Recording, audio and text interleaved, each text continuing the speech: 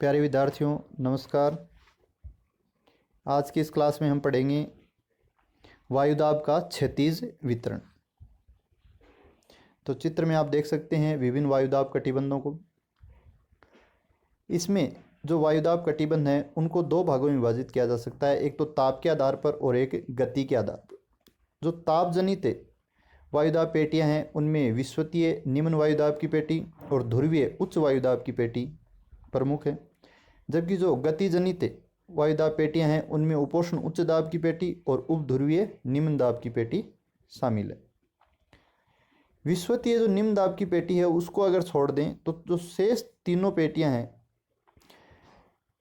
उत्तरी गोलार्ध में भी 3 और दक्षिणी गोलार्ध में भी 3, तो इस प्रकार से जो कुल वायुदाब पेटियां हैं उनकी संख्या है 7।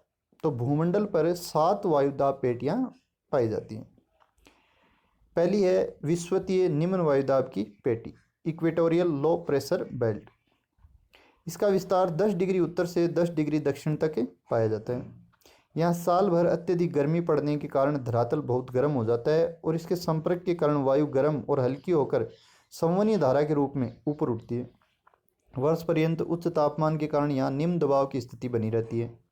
यहाँ धरातलीय क्षैतिज पवन का अभाव पाया जाता है, क्योंकि इस कटिबंध की ओर आने वाली पवन इसकी सीमाओं के समीप पहुँचते ही गर्म होकर ऊपर उठने लगती है और धाराओं यानी एयर करंट में परिवर्तित हो जाती है। यही कारण है कि इस कटिबंध को डोल्ड्रम या शांत कटिबंध के नाम से भी जाना जाता है। धरातल के 3 से 4 किलोमीटर ऊपर पवन प्रवाह सक्रिय हो जाता है, क्योंकि संवहनीय धाराएं दो भागों में विभाजित होकर दोनों ध्रुवों की ओर अग्रसर होती हैं। दूसरी पेटी है ध्रुवीय उच्च वायुदाब की पेटी, पोलर हाई प्रेशर बेल्ट। ये कटिबंध ध्रुवीय क्षेत्रों यानी दोनों गोलार्ध, उत्तरी गोलार्ध और दक्षिणी गोलार्ध के चारों ओर बेहद सीमित स्थान तक फैली है और इसका निर्माण भी ताप जनित कारणों से होता है।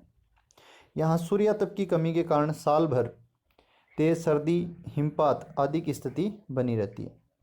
फलस्वरूप इस कटिबंध पर अवस्थित हवा बहुत ठंडी होने के कारण भारी हो जाती है तथा उच्च दबाव की स्थिति वर्ष पर्यंत बनी रहती है। उच्च दबाव के कारण ध्रुवों से धरातल पर साल भर उपध्रुवीय निम्न वायुदाब क्षेत्र की ओर धरातल पर साल भर ध्रुवीय पवनें बहती हैं और उपध्रुवीय निम्न वायुदाब क्षेत्र से ऊपर उठने वाली हवा ऊंचाई पर ध्रुवों की ओर बहती है तथा ठंडी होकर ध्रुवों पर नीचे उतरती,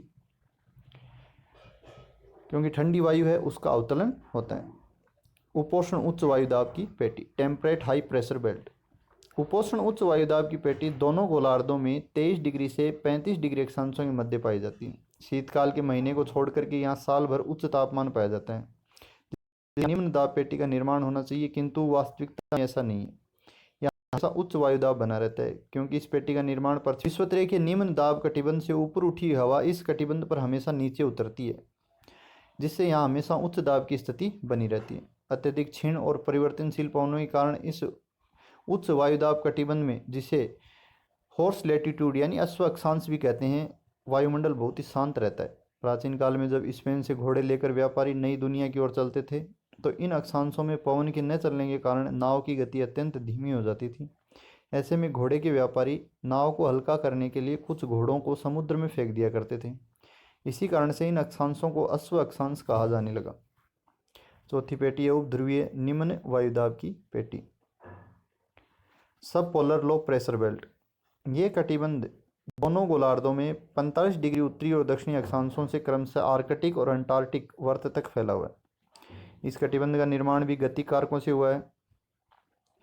उपोष्ण कटिबंध और ध्रुवीय क्षेत्रों से आने वाली पवनें क्रमशः 45 डिग्री उत्तरी और दक्षिणी अक्षांशों तक तथा आर्कटिक और अंटार्कटिक वर्तों के बीच टकराती हैं तथा ऊपर उठ जाती हैं। इन दो विपरीत दिशा तथा विपरीत गुणों वाली पवनों के तापमान में अत्यधिक अंतर के कारण इस कटिबंध में चक्रवाती आंधियों तथा निम्न वायुदाब की स्थिति बनती है। वायुदाब का जो क्षैतिज वितरण है वो वर्ष पर्यंत समान नहीं रहता। उपर्युक्त सभी कटिबंध सूर्य के उत्तरायण और दक्षिणायन होने तथा जल और स्थल के असमान रूप से गर्म होने के कारण क्रमशः 5 डिग्री उत्तर और 5 डिग्री दक्षिण की ओर खिसके जाते हैं। उत्तरी गोलार्ध में गर्मी के मौसम में तापीय विषुवत रेखा या उच्चतम तापमान की रेखा भौगोलिक विषुवत रेखा के उत्तर में अवस्थित होती है। फलस्वरूप वायुदाब कटिबंध अपनी वार्षिक औसत स्थिति से 5 डिग्री उत्तर की ओर खिसक जाते हैं और दक्षिणायन होने पर तापीय विषुवत रेखा की अवस्थिति भौगोलिक विषुवत रेखा के दक्षिण में होती है। धन्यवाद।